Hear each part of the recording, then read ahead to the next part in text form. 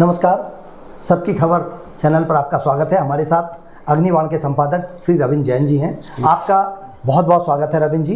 दर्शकों, हम आपको बताना चाहते हैं कि रविंद्र जी का जो चर्चित कालम है, जो देश भर में प्रमुखता से देखा जाता है और पढ़ा जाता है, सुनी सुनाई, आज उसमें आप चूँकि पर्दे के पीछे की खबरें देते हैं, आज उसमें जो महत्वपूर्ण खबरें हैं उनसे हम सीधे आपको रूबरू कराएंगे। रविंद्र जी, आपने एक बहुत महत्वपूर्ण खबर लिखी है। ये पहली बार हुआ है देश में, जो अभी हमने अग्निवाण के सुनी सुनाई कालम में पढ़ा है कि प्रधानमंत्री के दौरे को देखते हुए डॉक्टर मोहन भागवत का कार्यक्रम बदला गया, स्थान बदला गया। क्या है ये खबर?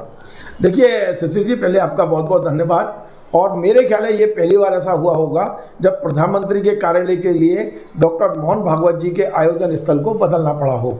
लेकिन ये जरूरी भी है क्योंकि प्रोटोकॉल पीएम का बड़ा है और सुरक्षा की दृष्टि से भी पीएम इस समय मोहन भागवत से काफ़ी ऊपर है। भोपाल में 31 तारीख को यहाँ सिंधी समाज का एक बड़ा समागम होना है और इस समागम में डॉक्टर मोहन भागवत उसको संबोधित करने वाले हैं। ये प्रोग्राम लंबे समय पहले बन चुका था और इसके लिए लाल परेड ग्राउंड भी आमंत्रित कर लिया गया था। देश और दुनिया के तमाम सारे सिंधी समाज के लोग यहाँ आ रहे हैं। लेकिन इसी बीच में अचानक सेना की एक बड़ी बैठक भोपाल में होनी है 1 तारीख को, यानी 31 तारीख को मोहन भागवत आएंगे मार्च में और 1 अप्रैल को यानी अगले दिन नरेंद्र मोदी जी को आना है। और नरेंद्र मोदी जी का जो बैठक है सेना के साथ वो है मिंटो हॉल में। मिंटो हॉल लाल परेड ग्राउंड के एकदम पास में है।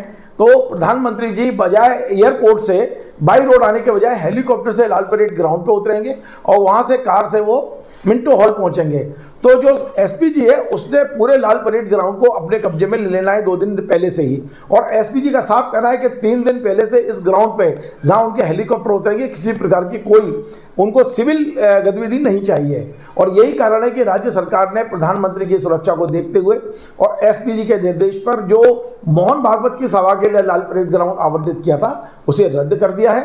अब मोहन भागवत जी के लिए जो भोपाल का बीएचएल दशहरा मैदान है वहाँ नया आवंटन किया गया है। उनकी सभा 31 तारीख को वहाँ होगी और अब लाल परेड ग्राउंड पर केवल प्रधानमंत्री का हेलीकॉप्टर उतरेगा। तो मुझे लगता है कि शायद ये संयोग से कह लीजिए कि ये देश में पहली बार हो रहा है जब संघ प्रमुख को प्रधानमंत्री की सुरक्षा को लेकर अपनी सभा का स्थान बदलना पड़ा हो। बिल्कुल रविंद्र जी, दोनों ही चूँकि बहुत देश के बहुत महत्वपूर्ण हस्तियां हैं और ऐसा पहली बार हुआ है, हमारे दर्शकों ने देखा। हम अगली खबर की तरफ बढ़ते हैं। एक और बहुत महत्वपूर्ण खबर है, क्योंकि विवाद में रहते हैं, लंबे समय से उनका विवाद चलता रहता है। मध्य प्रदेश के कृषि मंत्री कमल पटेल जी के बारे में आपने लिखा है। उन्हीं के एक पूर्व भारतीय जनता पार्टी से पहले जुड़े हुए कार्यकर्ता ने बहुत गंभीर आरोप लगाए रविंद्र जी के ऊपर।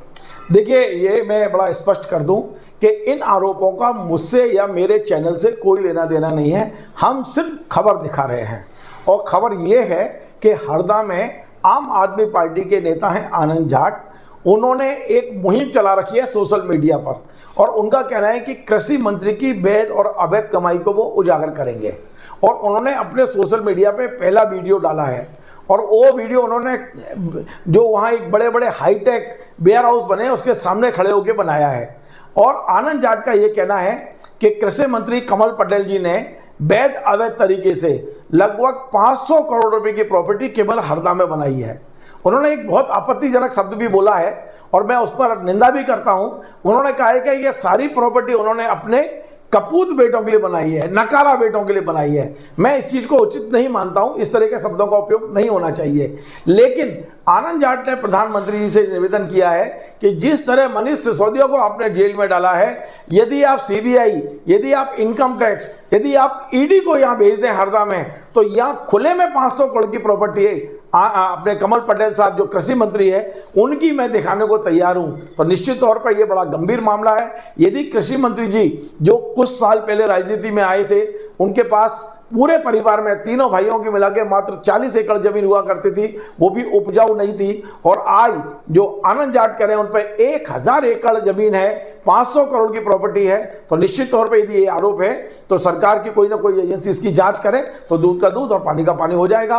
और मैं तो ये भी कहता हूं अपने चैनल के जरिए शिशिर जी आपके माध्यम से कि खुद कृषि मंत्री जी को इस आरोप के बाद पत्र लिखना चाहिए एजेंसियों को कि खुद EOW, Lokayukta, CBI, income tax, ED ये खुद आए और उनकी प्रॉपर्टी की जांच करें ताकि दूध का दूध और पानी का पानी हो सके। बिल्कुल, अगर गलत नहीं है तो जांच कराने में कोई समस्या नहीं होती और ऐसा करना भी चाहिए। एक अच्छा उदाहरण हो सकता है सरकार के लिए। मैं अगली खबर की तरफ, दर्शकों आपको जैसा पता है कि रविंद्र जी हर ऐसी खबर देते हैं जो पर्दे के पीछे हमें आईना दिखाती है। एक और बहुत महत्वपूर्ण खबर रविंद्र जी आपने लिखी है, एक बहुत वरिष्ठ अधिकारी जो पुलिस विभाग के हैं और उन पर ऐसा आरोप लग रहा है और उन्हीं के लोग पीछे पड़े हुए हैं और उनका करोड़ों का इन्वेस्टमेंट और कुछ भ्रष्टाचार की बात की जा रही है। क्या है पूरा मामला? देखिए, मैंने देखा कि बड़े बड़े अधिकारी कभी कभी छोटी छोटी गलतियां करके और अपना कैरियर तबाह करते हैं। ये मामला भी वैसा ही है। यहाँ एडिशनल जो डीजी हैं, एडिशनल डायरेक्टर जनरल स्तर के अधिकारी हैं, पीएचक्यू में तैनात रहे हैं। पिछले दिनों उनको एक ऐसी शाखा में पदस्थ कर दिया गया जहां काफ़ी महंगी खरीदी होनी थी और हमारे पास खबर ये आ रही है कि उसी खरीदी के दौरान उन्हीं ठेकेदारों से उन्होंने अपने गृह राज्य में वो जो अपने निवास के लिए बंगला बना रहे हैं उसमें भी तमाम सारा सामान ले लिया है। और ये जानकारी कहीं ना कहीं उन्हीं के विभाग के द्वारा कुछ पुलिस अधिकारियों को मिली है और उन्होंने इसकी बात की आरटीआई लगवाई है कि किन किन ठेकेदारों से सामान लिया और वही यदि ठेकेदार उनके यहाँ भी सप्लाई कर रहे हैं जो कि यहाँ से लगभग 1000 किलोमीटर दूर उनका जो घर बन रहा है, तो निश्चित तौर पर वो कहीं ना कहीं फंसते हुए नजर आ रहे हैं। एडिशनल डीजी स्तर के अधिकारी को इस तरह के विवादों से बचना चाहिए। ईश्वर की कृपा से उनको कम से कम 2-2.5 लाख रुपए सैलरी मिलती है। रिटायरमेंट के बाद 1.5 लाख रुपए इनको पेंशन मिलेगी, कोई कमी नहीं है। लेकिन कहते हैं ना कि कमाई की हवस कभी खत्म नहीं होती है।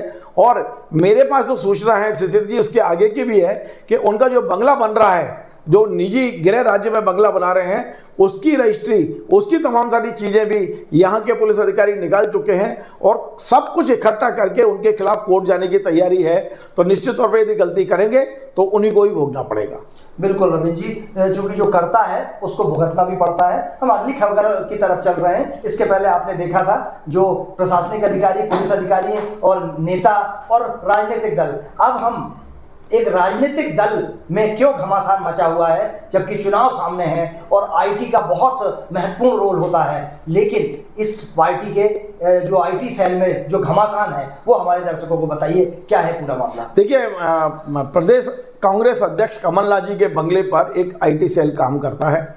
उस पर 15, 20, 25 जितने भी लोग काम करते हो, मुझे संख्या एग्जैक्ट नहीं पता है, लेकिन अभी 3 दिन पहले अचानक वहाँ लंबे समय से काम कर रही लड़कियों को अचानक निकाल दिया गया और उसे लेके काफ़ी हंगामा इसलिए मचा हुआ है शिशिर जी कि वो लड़कियां आम लड़कियां नहीं हैं, किसी इंटरव्यू के द्वारा भर्ती नहीं किया गया है। 4 लड़कियां हैं और ये चारों लड़कियां कांग्रेस परिवार के सदस्य हैं। इनके पिताजी विधायक हैं, इनकी माँ कांग्रेस की महामंत्री है, इनके एक भाई जिला अध्यक्ष हैं और एक के दादाजी 20 साल तक जिला अध्यक्ष रहे कांग्रेस के।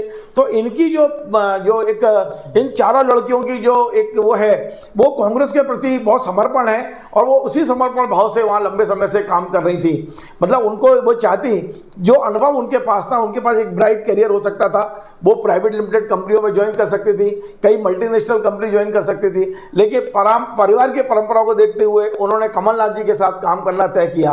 लेकिन अचानक वहाँ कुछ इस तरह का विवाद हुआ है कि इन चारों बच्चियों को बाहर निकाल दिया गया है। चारों वापस आने के मूड में तो नहीं दिख रही हैं, लेकिन इससे एक घमासान जरूर होगा।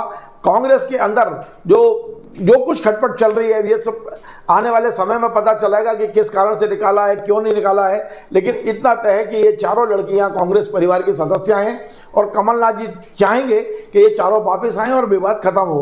फिलहाल मैंने ये खबर केवल इस विवाद को बताने के लिए लिखी है कि कांग्रेस के अंदर आखिर चल क्या रहा है। बिल्कुल, क्या चल रहा है और आगे इसकी परिणति क्या हो सकती है। चुनाव सामने है, चूंकि उसका नुकसान भी हो सकता है, उनको संभल जाना चाहिए। ये आईटी सेल में जिस तरीके से घमासान मचा था, उसके बाद अगली खबर रविंद्र जी आपकी जो है और जिसमें चर्चा चल रही है, युवराज की मध्य प्रदेश की राजनीति में एंट्री। क्या है पूरा मामला, हमारे दर्शकों को बताइए। देखिए, मैंने ये खबर दी है कि जो मध्य प्रदेश का सबसे बड़ा राजनीतिक घराना है, सबसे बड़ा राज घराना है, वो ग्वालियर का सिंधिया घराना है। और अब ग्वालियर में सिंधिया घराने की चौथी पीढ़ी राजनीति में उतरने के लिए तैयार है।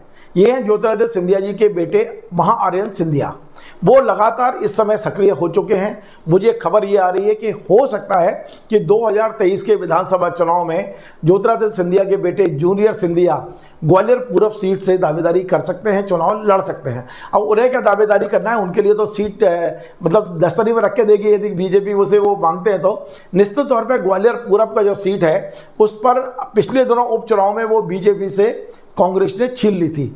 इस बार यदि जूनियर सिंधिया वहाँ से लड़ते हैं तो 100% बीजेपी को इस पर सफलता मिलने की संभावना है। लेकिन जिस तरह की गतिविधियां हम जूनियर सिंधिया की देख रहे हैं, वो लगातार कार्यक्रमों में जा रहे हैं, युवाओं से संवाद बढ़ा रहे हैं, दौरे कर रहे हैं और सिंधिया समर्थक मंत्री उन्हें मंच पर बिठा रहे हैं, उनका सोशल मीडिया पर महिमा मंडल कर रहे हैं। और बड़ी बात यह है शिशिर जी कि जिन कार्यक्रमों में जूनियर सिंधिया शामिल हो रहे हैं उन्हें बड़े मंच पर बड़ी कुर्सी पर बिठाया जा रहा है और छोटी कुर्सी पर सिंधिया समर्थक मंत्री बैठ रहे हैं। ये सारे फोटो वायरल हो रहे हैं। तो निश्चित तौर पे ऐसा लगता है कि सिंधिया परिवार का चौथी पीढ़ी अब राजनीति में लॉन्च होने की पूरी तैयारी में है। बिल्कुल रविंद्र जी, ये भारतीय जनता पार्टी के लिए एक अच्छी खबर हो सकती है। और एक और आपके कालम में कांग्रेस के लिए एक सुखद खबर है।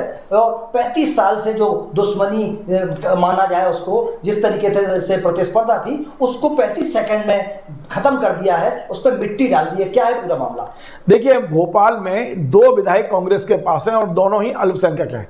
वैसे 3 हैं, पीसी शर्मा जी भी हैं, लेकिन कांग्रेस के जो 2 विधायक हैं, पूरे मध्य प्रदेश में मुस्लिम विधायक केवल 2 हैं और दोनों भोपाल से हैं। आरिफ अकील जी हैं वो भोपाल उत्तर से और आरिफ मसूद है भोपाल मध्य सीट से। इन दोनों विधायकों के बीच में पिछले 35 साल से अबोला की स्थिति थी। दोनों में बहुत खींचतान थी, दोनों में विवाद था, दोनों में दुश्मनी जैसी थी। खबर तो यह भी है कि लगभग 30 साल पहले आरिफ मसूद के दरवाजे पर एक फायर हुआ था आरिफ अकील के ऊपर, वो आरिफ मसूद के लोगों ने कराया था। इस तरह के आरोप लगे हैं। और एक गदर फिल्म के दौरान जब आरिफ मसूद जेल गए थे तो वहां उनको प्रताड़ित कराया था तत्कालीन मंत्री आरिफ अकील ने। इस तरह की तमाम बात और चर्चा होती रही हैं। लेकिन परसों अचानक आरिफ अकील खुद अपनी गाड़ी लेकर आरिफ मसूद के घर पहुंचे, उनके पिता को माला पहनाई और दोस्ती का हाथ बढ़ाया। और इस हाथ को थामने में आरिफ मसूद ने 1 मिनट देर नहीं की, बेबी तत्काल आए और आरिफ अकील के गले लगे। और इस तरह की दोस्ती मात्र 35 सेकंड में हो गई, जिसकी कल्पना लोग नहीं कर सकते थे। मजेदार बात यह है शिशिर जी कि इन दोनों विधायकों ने एक तसल मिट्टी बुलवाई और दोनों ने हाथ लगाकर एक कोने में वो मिट्टी डालते हुए ये संकल्प लिया है कि हम अब पुराने सारे विवादों पर मिट्टी डालते हैं और अब नई दोस्ती की नई इबारत लिखेंगे। और अब ये दोनों के दोस्त हो चुके हैं।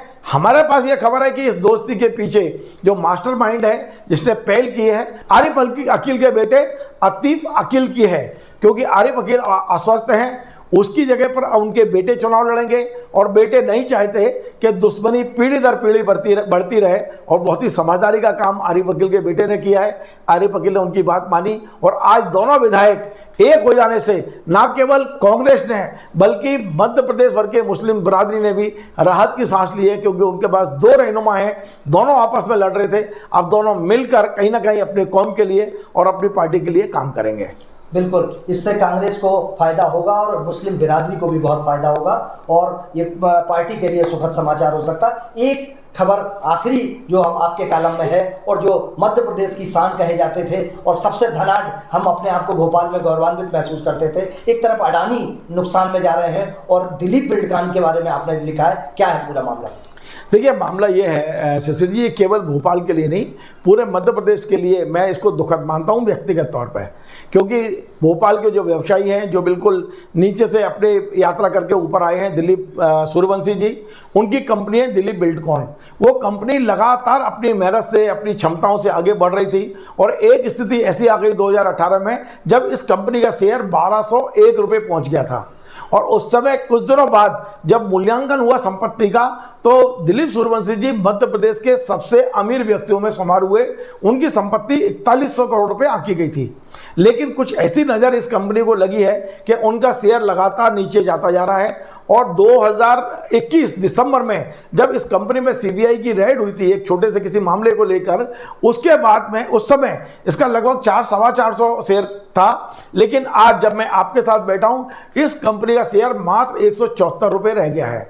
और यही कारण है कि लगातार इसके शेयर गिरने से इस कंपनी को घाटा हो रहा है या क्या हो रहा है मुझे नहीं पता है। मैं बहुत ज़्यादा शेयर की इस चीज़ को समझता नहीं हूँ, लेकिन इतना तय मानता हूँ कि इनकी जो कुल संपत्ति है उसमें बहुत बड़ी गिरावट आई है, लगभग 25% रह गई है। मतलब 75% की कमी आना एक बहुत बड़ा झटका है इनके प्रोमोटर्स को भी, इनके शेयर धारकों को भी और इनके पार्टनर्स को भी। तो निश्चित तौर पर जिस कंपनी को लेकर हम लोग गौरवान्वित थे कि भोपाल की एक कंपनी पूरे मध्य प्रदेश और देश में काम कर रही है, उसके साथ में इस तरह का होना निश्चित तौर पर यह भोपाल वासियों के लिए नहीं, पूरे मध्य प्रदेश के लिए ही एक चिंता का विषय है। क्यों हो रहा है, कैसे हो रहा है, ये हम नहीं जानते। हम अर्थव्यवस्था और अर्थशास्त्र जानते भी नहीं है, लेकिन जो देखते हैं, पढ़ते हैं, उससे मन जरूर दुखी होता है कि एक अच्छी कंपनी जो आगे बढ़ रही थी, पता नहीं किसकी नजर लगी कि वो लगातार नीचे जा रही है। बिल्कुल दर्शकों, इस तरह की महत्वपूर्ण खबरों के लिए यदि आप हमें सब्सक्राइब करेंगे, सबकी खबर पर जाएंगे और सब्सक्राइब करेंगे, शेयर करें और लाइक करें, और सुझाव अगर दे सकते हैं तो जरूर दीजिए। हम आपको हर सप्ताह यह महत्वपूर्ण कॉलम सुनी सुनाई में रविंद्र जी के कॉलम के माध्यम से हम आपको बताते रहेंगे कि क्या चल रहा है देश दुनिया में। जुड़े रहिए। रविंद्र जी, आपका बहुत बहुत धन्यवाद। बने रहिए सबकी खबर पर। नमस्कार।